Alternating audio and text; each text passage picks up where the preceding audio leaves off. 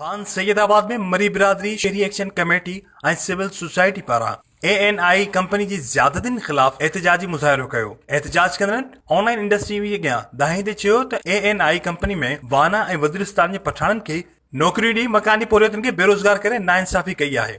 International कानून मुताबिक़ मक़ामी माण्हुनि खे ज़मीनुनि जो मुआवज़ो डेवलपमेंट फंड मुकमिल तौर करप्शन जे नज़र थी चुका आहिनि।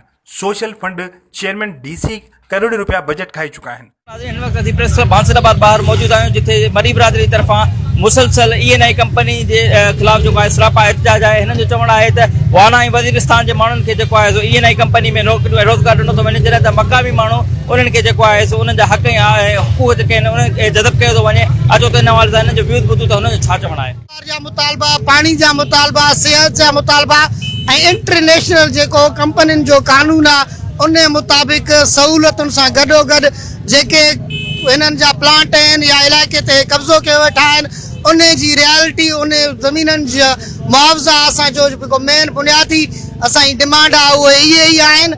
ऐं उन सां गॾोगॾु लास्ट टाइम असां 9 ॾींहं कराची प्रेस क्लब ते बुख हड़ताल ते वेठासीं। हिन वारे असांखे अॼु 7 ॾींहुं शुरू आहे कराची बुक प्रेस क्लब जे अॻियां बुख हड़ताल ते वेठा आहियूं। सेकेंड डे ते नासिर शाह आयो, खोड़ वाइदा कयई त हिननि जी रिवायत रही आहे त अचनि था वाइदा करे वरी वही सुम्ही था पवनि।